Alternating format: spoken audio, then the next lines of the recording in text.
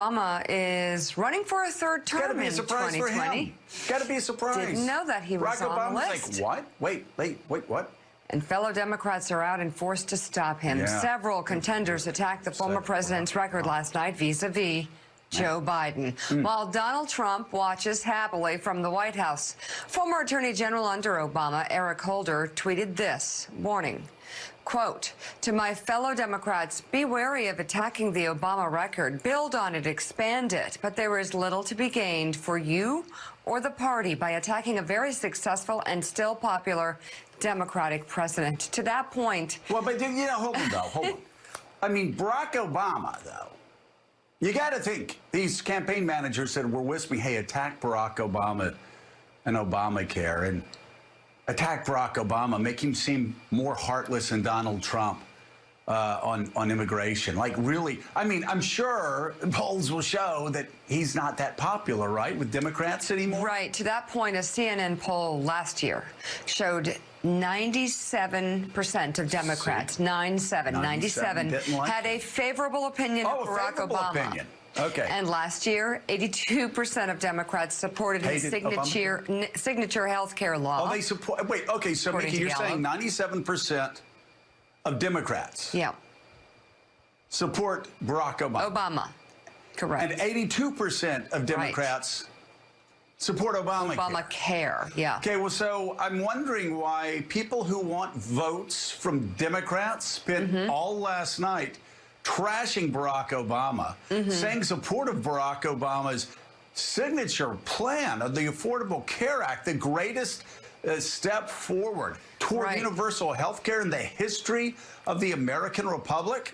I'm wondering why they were trashing that, and the defense of that is Republican talking points. Well, it is insanity, my friend. I know, especially since overall support of Obamacare, remember this, it's hard to forget. Well, it was a year ago, though. It was a year ago. Helped drive Democrats get all those lights, all those Klieg lights on your stage. Midterm victories. Those three people in CNN talking at you all the time. This was too easy for Biden. Really, Geist, it's kind of... I'm so confused. I'm so confused. You have Barack Obama, by the way, for the record, the most popular Democrat alive, the first Democrat since Franklin Delano Roosevelt did it in 1932 and 1936, and then again in 40 and 44, to win with a majority of the votes. Obama, the first to do that. And you have people trashing Obamacare, and the sport of it is Republican talking points. And then they're trashing his immigration policies, which Donald Trump and the Republicans attacked and used to elect Donald Trump as being too conservative. This was we were sort of in a never land last night in that debate. It was bizarre. And I gotta, just judging from what I've seen and what I've heard since that debate, a lot of Democrats that are pretty pissed off and are saying, listen, if you think you're gonna get my vote by trashing Barack Obama's legacy, you got another thing coming. Must have been four-dimensional chess somehow, Joe, playing to that 3% that don't like Barack Obama somehow. It was extraordinary. And the support, as you pointed out and Mika pointed out, for the Affordable Care Act itself is still at something like 83 or 84%. So the president, Obama, is popular, his policy is popular, but they were getting at Joe Biden. They knew that this man, despite what happened in the last debate, when he took a little bit of a hit and Kamala Harris rose in the poll, things settled back out and he still has a commanding lead in this race. So they believe the only way in, the only way to climb is to go at Joe Biden. They climbed pretty hard last night, and they climbed all the way up to President Obama, and that's not sitting well, I don't think, this morning with a lot of Democrats. The other side of it, though, is they've got to do something, right? He's not above criticism, Joe Biden, but you have to be careful how you do it so you don't throw out the baby with the bathwater and go after the president who he served under for 8 years. Well, you know, Mike Barnicle, you got to do something. You know what you got to do? You got to attack Donald Trump. The lunacy of this exercise last night was that Donald Trump's policy positions were attacked less than Barack Obama's policy. I mean, let's think about this again. You have, over the past 2 weeks, a man who has done more to try to start a racial divide in America. He has made bigoted remarks against women of color in the United States Congress, bigoted remarks against Elijah Cummings. He has time and time again done things that were unspeakable, said things, as a New York Times op-ed described earlier this week, that even George Wallace wouldn't say. And yet in that same week, Democrats on the stage last night, Mike, decided their target should be Barack Obama instead of Donald Trump. If I'm up on that stage, I'm saying, okay, listen, here's the deal. We Democrats, we support universal health care. Republicans are against it. Okay, great. We'll figure out how to get there. Because this is just a debate. We're going to have to deal with Congress. We're going to have to deal with the courts. We're going to have to deal with the administration. So let's just agree. We're on the side of the angels, and they're on the side of corporations. Well, now, Joe, let's talk about Donald Trump. That's what they should have done last night, and they just don't get the message. Joe, it was a pretty unique strategy that we saw unfold last night, going after Barack Obama, and it certainly opened my eyes. I had always thought that coverage of pre-existing conditions was pretty good. I always thought that taking care of catastrophic illnesses was pretty good. I always thought that taking care of your kids on your health care plan until they were 25 or 26 years of age, that was really good. I liked all that. Woe is me. I was wrong. Barack Obama is a villain here. And the only thing I could conclude after watching them last night, that is, if Hillary Clinton and the Democrats had given the same volume of attack, the same artillery brought to a candidate as they brought to Joe Biden last night, if they had brought that to Donald Trump in 2016 during debates, there would have been no Democratic debate last night. Hillary Clinton would have been president. But instead, I watched all night long in disbelief. As nearly every one of them on that stage went after Joe Biden / Barack Obama. Insanity. Barack Obama got hammered. And Mika, I'm hearing Mike Barnicle talking about protecting pre-existing conditions. I'm hearing Mike Barnicle talking about letting your kids stay on your health care insurance till they're 25 or 26 because some may not have a job and you want to protect them. I'm hearing about expanding health care coverage for millions and millions of Americans under Obamacare. And you know what I'm thinking? I'm thinking it's sad that Mike Barnicle is leading our show off with a lot of Republican talking points. No, it's not Republican talking points. The Republican talking points supporting Barack Obama, it makes me sad. See, Give me a break. What's wrong with you people? I don't think you're there's going anything to up gain against Donald Trump, and you're talking about defending Obamacare as Republican talking points? Who is advising you? Yeah, because there's nothing to gain by going after Joe Biden, who most people think is a nice guy and is doing well in the polls and has a history with Barack Obama, who everyone likes a lot. I think, you want to separate yourself from the pack by showing how you would take on Donald Trump. So I don't know where they were last night. But also with us, White House reporter for the Associated Press, Jonathan Lemire. Republican former Treasury official and Morning Joe economic analyst Steve Rattner. News Republican talking Host of MSNBC's Politics Nation and president of the National Action Network, Reverend Al Sharpton. He writes Republican talking points. And former chief of staff to the DCCC and former director of strategic communications for Hillary Clinton's presidential campaign, Adrienne Elrod. She's an MSNBC contributor. Also a flunky for the RNC. Big time. By the way, we're going to talk about this week's back-to-back debates with 4 of the candidates this morning. Senator Bernie Sanders joins us. Kamala Harris joins us.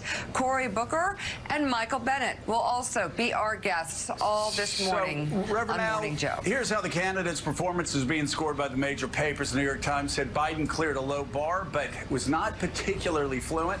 The Times called Harris unsteady. Booker, best in class performance. And more on the former vice president. He is still old, he is still nostalgic, and he is still the front runner until someone can prove otherwise. Far from perfect and rarely exactly steady, Mr. Biden nonetheless achieved at least some of the goals that eluded him last time. The Washington Post declared the winner as Trump, the debater. Also, Bernie Sanders and Elizabeth Warren, even though they weren't on the stage. The losers, Kamala Harris. Quote, she was at times halting and didn't seem fully ready for the challenge at hand. And Joe Biden, quote, he wasn't as bad as last time, but he wasn't good either. And this from the Wall Street Journal. Quote, Biden's performance, which grew stronger throughout the night, may help silence some questions about his viability as a potential nominee and a chief foil of Mr. Trump. Al, let me bring you in and just ask you about winners and losers, and if those latte liberals that you keep talking about missed the forest for the trees and decided to attack Barack Obama and his signature health care plan and his immigration policies instead of going after Donald Trump. Well, I certainly think the winner overall the two nights probably was Elizabeth Warren and probably Julian Castro. Last night, though, as I sat there up front, I began wondering how many Republican commercials they were setting themselves up for by attacking the most popular Democrat in the world, Barack Obama, and how they were showing their political desperation that in trying to go after the front runner, Joe Biden, they would even sacrifice trying to throw Barack Obama in front of the bus, which does not show real stability and self-confidence. It really shows desperation, and I don't know who is advising them. I think when you looked at the actual debate, though, Joe, Biden was able to defend himself. He was steady. He was not great, but he survived, and I think he lives to hold on for now being the front runner. But the shots that some of the others took hurt them in their base. When you sit and watch Kamala Harris having to defend a judge saying that we're going to let 1,000 people out of jail that you let stay in there unconstitutionally. When you hear my friend Cory Booker being accused of you hired Rudy Giuliani's police guy and did stop and frisk against blacks in Newark, this hurts them in their base. So whereas Biden may not have added anything, he subtracted from their base, which is very, very, very bad in politics. So I think it was overall a fair night for Biden. I think some of the opposition hurt because it hit them where they hurt. But this whole suicide mission of going after Barack Obama smells like desperation. And I think that it certainly shows that that some of them are just not ready for where they are, and that is where you can take incoming fire as well as you can shoot fire out. You and I, Joe, have built a career taking shots at people, but we also know how to take a shot without throwing our mama in front of the bus. yeah, that we do.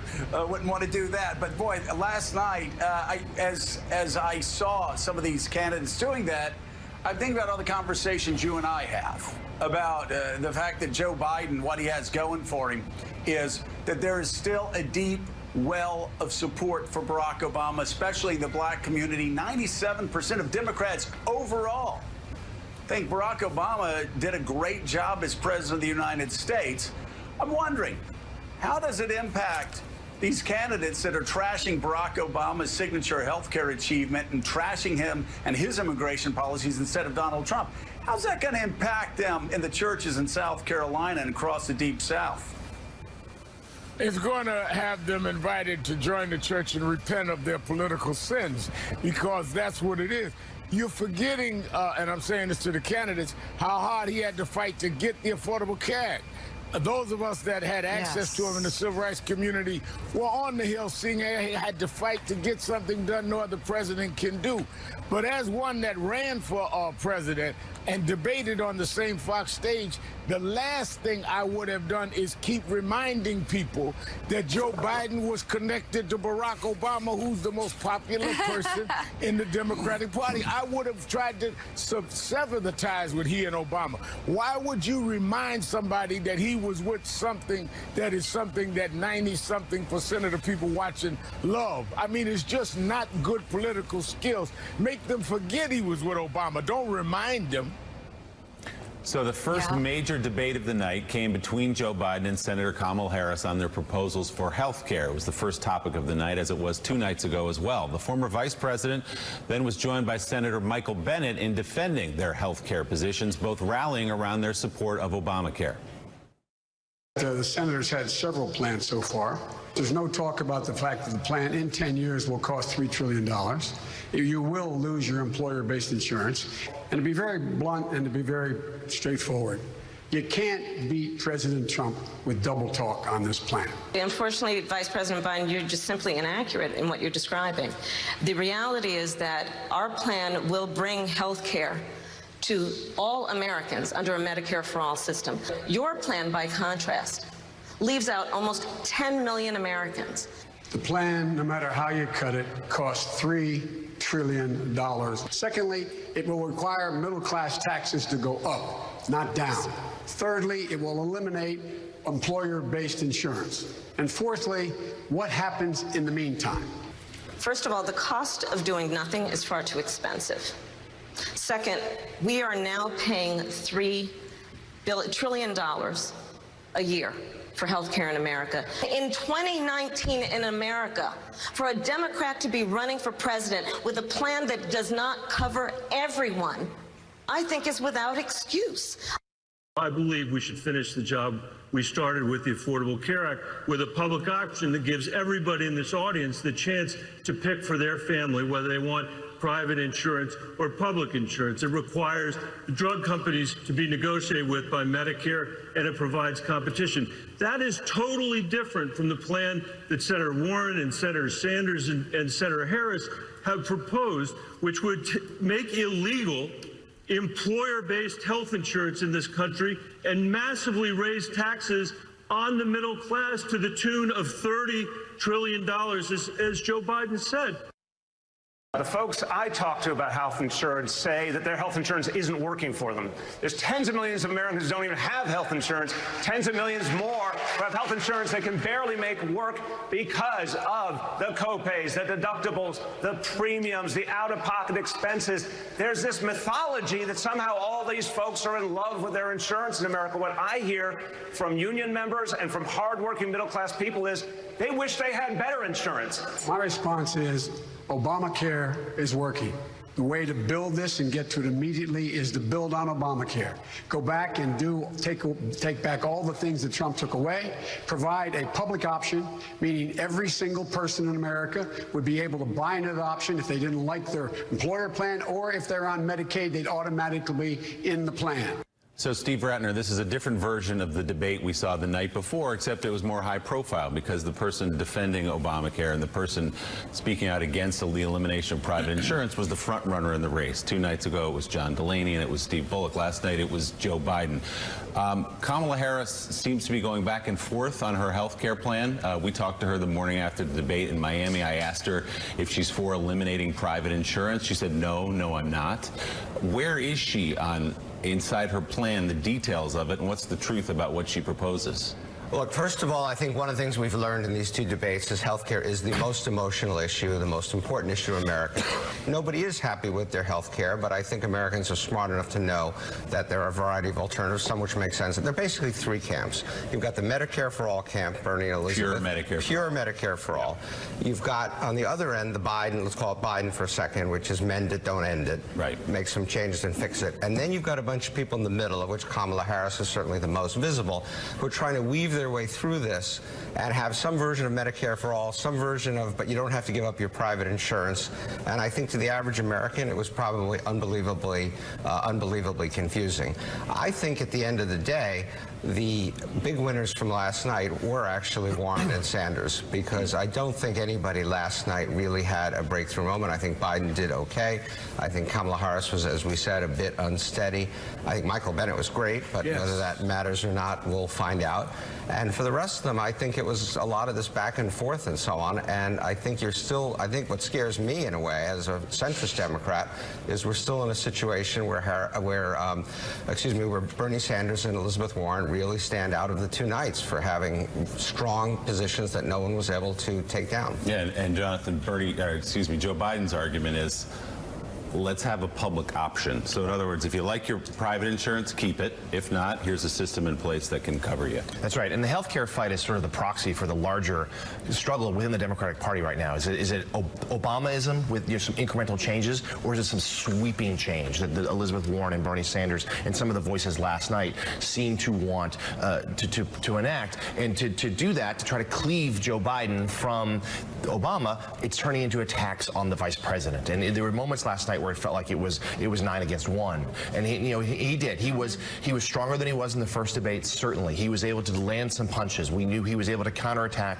some of what Senator Harris did, Senator Booker did. He was very strong in basically eviscerating some of Senator Gillibrand and Mayor de Blasio's arguments there. Lower tier candidates, but it showed some fight that he was lacking the last time around. And I think that mattered, since certainly we know any general election debate with Donald Trump is going to involve a lot of fight. But there were other moments where Joe Biden still stumbled. He still seemed a little bit not in control of the facts. A couple of random moments where he'd cut himself off by going anyway and just stop talking. And at the end, in the final argument, when he tried to give his website, he ended up trying to give the text number, to sign up for his thing. It was one of those little blunders that won't quiet the criticism that maybe he is too old or lost a step. But I think those around him also suffered some blows. I thought Senator Booker did a solid job yesterday, certainly raised his profile some. But Senator Harris, who came in as the most obvious alternative, though a strong start, certainly was very uneven as the debate went along and took some hits from other contenders and didn't really seem to have an answer for them. So, Adrian Elrod, I guess my takeaway is that Biden won by surviving, and all the others lost by going after Biden instead of like the huge fire in front of them, that is Donald Trump. Anything else I missed? Any other standouts? No, Mika, I think you're exactly right. I mean, Joe Biden didn't need to have a pitch-perfect performance last night. He just needed to do a good job. He needed to actually get through it. And I thought he did a really good job articulating his position on defending Obamacare, making it clear that we've got to get this fixed. We've got some tweaks that need to be made, but we don't need to completely overhaul the system. I think Kamala Harris still has some work to do in terms of sort of figuring out exactly where she stands on her health care proposal. I do think Cory Booker did a good job last night. And, he was the only one, Mika, that I saw on stage who really took the battle to Trump. He made it clear that Donald Trump he's the one who wants to completely take away your health care. I was surprised that more candidates didn't try to draw that contrast. I think Kirsten Gillibrand had some good moments. I certainly think Michael Bennet had some good moments. I'm not sure, to Steve's point, if that's really going to matter in the long run. We've got to keep in mind that the threshold for the next debate is really, really difficult to achieve for a lot of candidates. So we might actually see a debate in September where you've got maybe 8 to 9, 10 candidates all on the same stage in one night, which I think we need, because I think we need to start seeing the tier 1 candidates really have that debate together on stage. Yeah, I think it's time to winnow it down. Mike Barnicle and Jonathan Lemire, I think the best way to put it is that the Vice President held serve last night. I don't know that I'd say he won, but he held serve, didn't do himself a lot of harm, and some of his main challengers had uneven nights as well. So I don't see a huge change in the poll. One institution that did not hold serve yesterday, the Boston Red Sox, who just decided, I guess, that they did not want to repeat as World Series champions. Mike Barnicle and Jonathan Lemire, what happened? Well, Joe, I think the Red Sox were much like a lot of the people on the stage last night during the Democratic debate. They didn't know what their position was. So they waited for the trade deadline to arrive at 4 o'clock. They knew they had a need for at least one bullpen arm. Myself or Jonathan could come out in the 7th inning and do equally as well as the people they have there now. It was let me tell you, at a minimum, it was truly disappointing that they did 0 in a time of need. Jonathan Lemire, you don't. It's like you don't have to be a statistician and a political scientist to know that when Barack Obama has a 97% approval rating, you don't attack him, right? If you want Democratic votes. Likewise, if you just watched 1 or 2 Boston Red Sox games this year, they needed somebody in the bullpen. And they sat there and did nothing. They sat there and did nothing when they had a chance, it's over now, to actually repeat as World Series champions. I guess, like Donald Trump, they're just tired of all that winning. The Red Sox bullpen certainly has a 97% disapproval rating among its fans. And you're right. This is a team that won 108 games last year. You know, they certainly had their struggles this year, but a move or two away, you get in the playoffs. The playoff postseason in October baseball has become such a crapshoot. You never know. Maybe you're the team that catches fire. But if this was a debate, if this show was simply talking about do a post-game analysis of the Red Sox trading deadline rather than the debate itself, it would be about 3 seconds, and we'd all give it a grade of an F. Why are we dealing with this pain today? Why? Yeah, why? Well, speaking of pain, let me go to Willie. Yeah, Willie, we have a scenario, and I'm dead serious. We have a scenario where the New York Yankees could end up winning 107, 108 games through the year, and end up getting beaten in the World Series because they don't have the pitchers to line up against the Astros, who were the big winners. And my gosh, the Indians made themselves real contenders down the stretch either. I mean, the Yankees are a great team, but this past weekend in Boston proved they're not really lined up to win postseason series. Maybe they will, but man, to pick up nobody, no pitchers in the Yankees, I don't get it. And that was, Mike Barnicle can tell you, that was the concern at Fenway over the weekend as we Yankee fans watched the Yankees give up 19 runs and 10 runs and 7 runs. Brian Cashman, the Yankees GM, was on the phone all weekend. Apparently nobody was calling him back because the Yankees did not get a starting pitcher, which is the only thing they need. Great bullpen, great lineup. No starting pitching. So we had, I would argue, the Yankees, again, we're the little engine that could. We're the scrappy little club just trying to catch up to the world champion Red Sox. I think I can. We actually had the worst day, and the Astros got Zach Greinke. Yeah. They have to be the World Series favorites now. Yeah, is that good, playing the underdog? Did that work? It didn't work. You're a fraud. No. Okay. Disgraceful. Yeah, all right. We're just getting started this morning, still ahead. We've got the other big moments queued up in the control room from last night's debate. We'll run through the top takeaways and what they mean for the race going forward. And 4 candidates, Senators Bernie Sanders, Kamala Harris, Cory Booker, and Michael Bennet will all be our guests right here on Morning Joe. You're watching Morning Joe. We'll be right back. The person that's enjoying this debate most right now is Donald Trump, as we pit Democrats against each other while he is working right now to take away Americans' health care.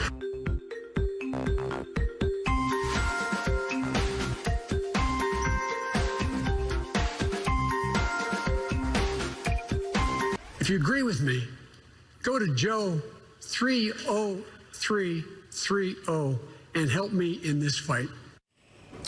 That's the moment that Jonathan Lemire referred to a moment ago. Joe Biden in his closing remarks, I think getting out the text that he meant to get out the website. That's right. That's the number you send a message to if you want to sign up for his text alerts. Right. But everyone else was giving out their website. That's what he tried to do, too. It sort of reinforced a few other moments during the night where he seemed a little bit off his game. Well, Joe Biden squared off with former HUD Secretary Julian Castro over the issue of decriminalizing border crossings. Other candidates also challenged the former vice president over the Obama administration's record on deportation. The fact of the matter is, you should be able to, if you cross the border illegally, you should be able to be sent back. It's a crime. It's a crime, and it's not one that, in fact... Thank you, Mr. Vice President. Secretary Castro, please respond. First of all, Mr. Vice President, it looks like one of us has learned the lessons of the past and one of us hasn't. My immigration plan would also fix the broken legal immigration system because we do have a problem with that. Secondly, the only way that we're going to guarantee that these kinds of family separations don't happen in the future is that we need to repeal this law. What we need are politicians that actually have some guts on this issue. Thank you, Secretary. Mr. Vice President, please respond. I have guts enough to say his plan doesn't make sense. Vice President Biden, I didn't hear your response when the issue came up of all those deportations. You were Vice President of the United States. I didn't hear whether you tried to stop them or not using your power, your influence in the White House. Did you think it was a good idea, or do you think it was something that needed to be stopped? The president came along, and he's the guy that came up with the idea, first time ever, of dealing with the Dreamers. He put that in the law. He talked about a comprehensive plan which he laid before the Congress, saying that we should find a pathway to citizenship for people. He said we should up the number of people that we're able to bring into this country. Lastly, he also pointed out that we should go to the source of the problem and fix it where people were leaving in the first place. Mr. Vice President, you want to be President of the United States, you need to be able to answer the tough questions. I guarantee you, if you're debating Donald Trump, he's not going to let you off the hook. So did you say those deportations were a good idea? Or did you go to the president and say, this is a mistake, we shouldn't do it? Which one? I was vice president. I am not the president. I keep my recommendation in private. Unlike you, I expect you would go ahead and say whatever was said privately with him. That's not what I do. So, Reverend Sharpton, you had Mayor de Blasio there sort of turning and playing the role of moderator, going after and following up again and again with Joe Biden on the question of deportations under the Obama administration. Again, another way of getting at Joe Biden through President Obama. No, I think that clearly one of the points of tension during the Obama years with those in the progressive community, including me that would meet with the president, was the concern about deportation. But I think that the way the vice president was able to handle it was as good as you could expect.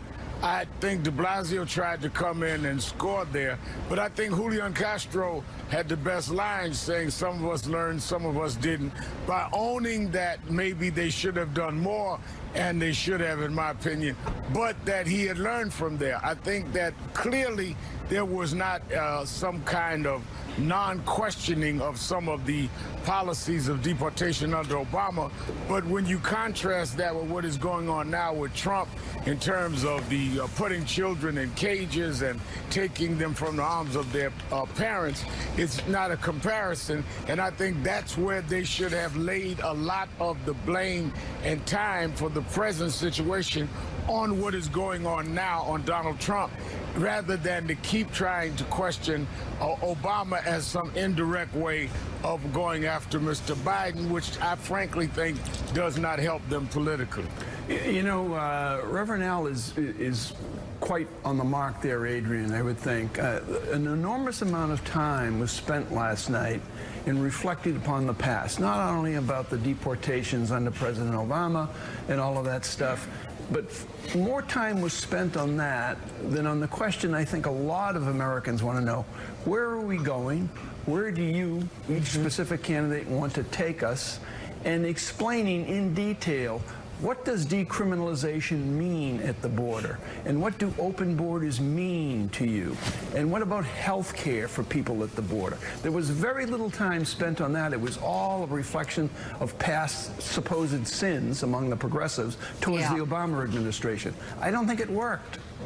No, I agree with you, Mike. Another observation that I noticed last night was that when people were giving their opening statements, there were a lot of candidates on that stage last night who focused on their biographies. I did this, this is what I did when I was governor, this is what I did, you know, when I held this elected office, instead of saying, here's what I'm going to do for you. And I think that's a fatal mistake for a lot of individuals because, you know, look, you want to introduce yourself, you want to introduce your biography, but you got to focus on the future, because if we sit here and rehash the past, we're not going to get anywhere. And I think that candidates could learn a little bit from maybe looking back, maybe rewatching the debate last night and trying to figure out how can I have a more forward-thinking set of proposals when I go on that stage.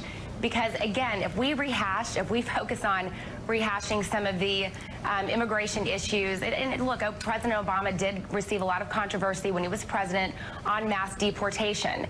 But why are we focusing on rehashing that when we really need to move forward? Well, and also, like, what exactly are they trying to reveal about Joe Biden? What were they trying to accomplish? Because it didn't accomplish anything.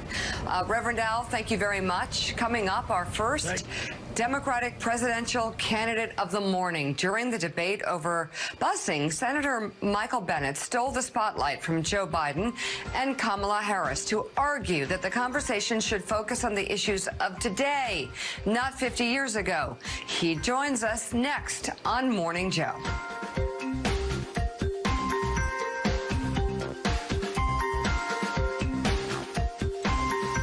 Let's be very clear about this. When Vice President Biden was in the United States Senate working with segregationists to oppose busing, which was the vehicle by which we would integrate America's public schools. Had I been in the United States Senate at that time, I would have been completely on the other side of the aisle. And let's be clear about this. Had those segregationists their way, I would not be a member of the United States Senate, Cory Booker would not be a member of the United States Senate, and Barack Obama would not have been in a position to nominate him to the title he now holds. The Vice President has still failed to acknowledge that it was wrong to take the position that he took at that time. When Senator Harris was the Attorney General for 8 years in the state of California, there were two of the most segregated school districts in the country, in Los Angeles and in San Francisco.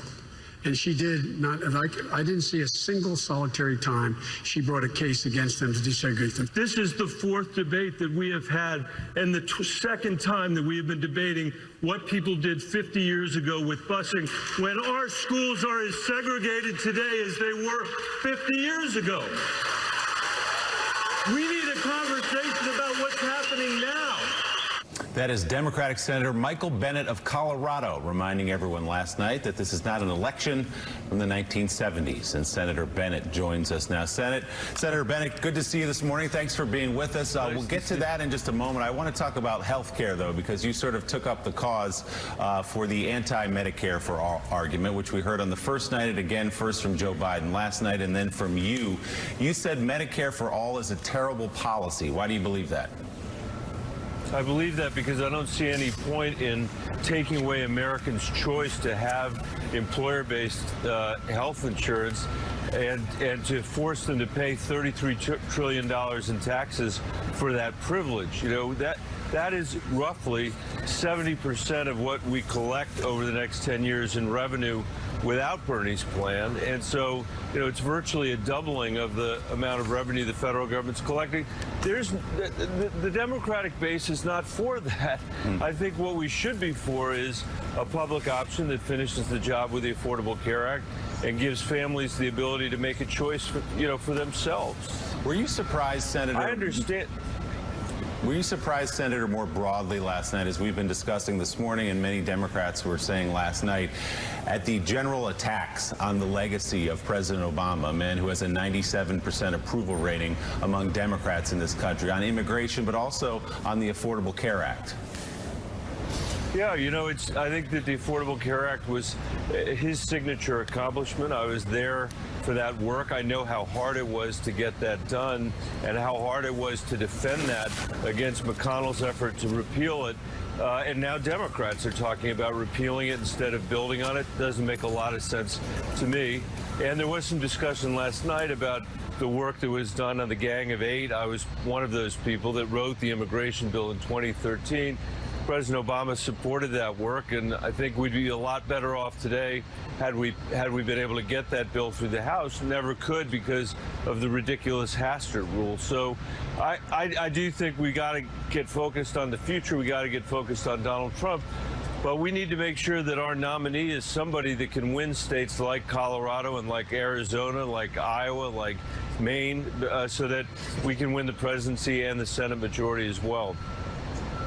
You know, Senator Bennet, Joe Scarborough here. Yeah, go ahead.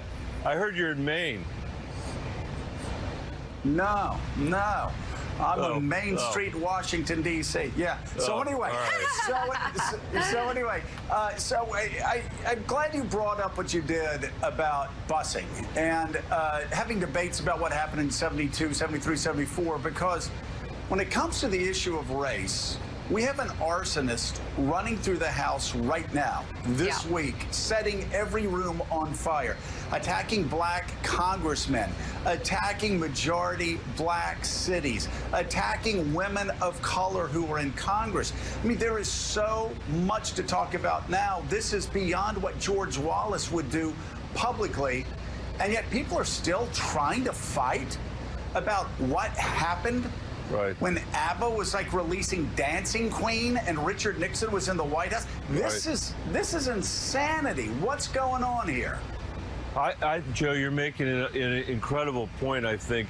Donald Trump, for a guy that's apparently never read a book in his life, has perfected this reactionary, racist, arsonist playbook for running this country. And it's why I said last night, his racism is enough for every single American to vote him out of office. It should be disqualifying. And we, all of us, not just Democrats, but independents and Republicans as well, have got to come together and figure out a way to close over this guy and close over this racism. I was in a shoe shine shop yesterday in Detroit, and we were having a conversation with the guys that work there about how a guy like Trump could possibly be elected. And one of the guys in the shop said, it's always been this way. And that is such a depressing view of where we are. We have made some progress in this country, and for Trump to be dragging us backward into this cesspool of racism and division, this is something we all have to stand up against. And these issues are real. I mean, as you know, I was a school superintendent, but in my district, I've seen progress. We've doubled the number of kids of color that are graduating and going to college. We've cut the dropout rate by 75%. We've increased the academic growth rates of kids in our district so much that a study from Stanford came out last week saying that the Denver kids it's as if they have 60 additional days of school a year compared to the kids in the rest of the state. So I'm not saying everything there is perfect. We still have huge achievement gaps, but at least we've made progress. And as a country, man, we have got to continue to make progress here, and we got to get Trump out. Let me ask one other question. While we're talking about the debate last night, and we're terribly confused by many attacks that a lot of the candidates had on Barack Obama. Barack Obama also got attacked pretty harshly about his immigration policies, which, of course, were nothing like Donald Trump's immigration policies. But you know this coming from a swing state. One thing Democrats could say after Barack Obama left office was that he brought illegal border crossings to the lowest point in half a century. And he did it in a humane way. Despite all that, Donald Trump still attacked Democrats for being for open borders. Shouldn't Barack Obama's policy on immigration be something that Democrats embrace as they try to win states like Colorado, Nevada, North Carolina, Wisconsin, and Michigan? Well, I certainly think his legacy supporting the Gang of Eight bill in 2013, which I wrote with John McCain and 6 other senators. I mean, that bill had a pathway to citizenship for the 11 million undocumented people in this country. It had the most progressive DREAM Act that had ever passed. The agricultural provisions, which I worked on with Marco Rubio and others, were the first agricultural provisions of an immigration bill that were endorsed by the growers and by the Farm Workers Union. And it had $46 billion of border security in it. We doubled the number of border security agents. We built 350 miles of fence. We were able to see every single inch of the border using 21st century technology developed in Iraq and Afghanistan, not the president's ineffective and medieval wall. And we had internal security. You know, Joe, today as we stand here, we still don't know, because 40% of people that are here that are undocumented or came here and overstayed their visas, we still don't know who they are. That bill fixed that as well. And it was very clear that to get to a place where we were pulling people out of the shadows, giving them a pathway to citizenship, doing the right thing by the dreamers, that the American people and people in swing states like mine would think it was important for us to make sure that we had secured the border so that we don't repeat the issues that have happened over the last decades or so. That is the sweet spot, I think, for where a deal is going to be in the future. Senator Bennett, given the numbers of candidates on the stage last night and the night before, it's not very often that an issue critical to American families gets enough time to be explained in detail about what you specifically, candidates, want to do about this issue. One of those issues is the American public education system. And you referenced it obliquely a couple of times last night, and given your background, one of the things you put out there was truly shocking and unknown, I think, to a lot of Americans. and it has to do with education and the incarceration rate in this country. 88% of inmates in American prisons have no high school diploma, correct? Yes. And Yep. so talk yeah. about that and the mix of race and class and the combustibility of that in the American public education system. Yeah, I mean, I mentioned last night that, you know, when you've got a system of education and one group of kids through no fault of their own has no access to preschool, and, you know, my kids begin to drop out of high school or drop out of college in elementary school.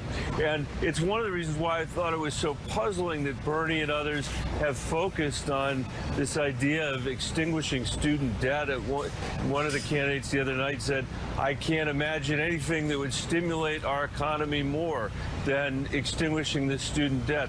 I can think of some things that would be more stimulating. I'm standing in the city of Detroit where there used to be hundreds of thousands of school kids. There are now 50,000 kids because of this legacy of segregation, this legacy of housing, discriminatory housing policy, this legacy of discriminatory court rulings that maroon the children in Detroit as they have been in cities all over America. And we need to figure out in this country how to give everybody universal preschool. We need to figure out how to shore up our K-12 system so that they're not as inequitable as they are, and so that we don't continue to repeat generation after generation after generation the kind of outcomes that we've had for kids of color and kids living in poverty. This should be a focus of the Democratic candidates, not something that comes up in the fourth debate because someone asked a sort of tangential question. All right, Senator Michael Bennet from Colorado, thank you so much for being with us, and come visit us in Maine later this summer. We absolutely love Maine. Adrian Elrod, so let's talk about Michael Bennet. A lot of people think he had a breakout performance last night, but the big question is, will it matter at this point? That's exactly right, Joe. He had a great performance last night. I thought he had some really outstanding sound bites and moments on that debate stage, but we've got to keep in mind for the next debate, candidates have to qualify in two ways. They have to either achieve 2% in 4 national polls and or early state polls, and they have to raise 130,000 donations from unique donors, which means 130,000 people across the country have to give them a donation. It could be $1, it could be $5, it could be $2,700. But the qualifications for the third debate have significantly increased. So can Michael Bennet achieve that? I don't know. But, you know, I think there's a lot of people out there in America who want to see a few more moderates, you know, go forward on this debate stage. Amy Klobuchar has already announced that she's made the third debate. But I'd like to see Michael Bennet move forward because I think he's made some really important points. And I think Joe Biden probably appreciated having him on the debate stage last night, given the fact that he helped support Obamacare and made some really rational points on health care. All right, Adrian Elrod, thank you very, very much.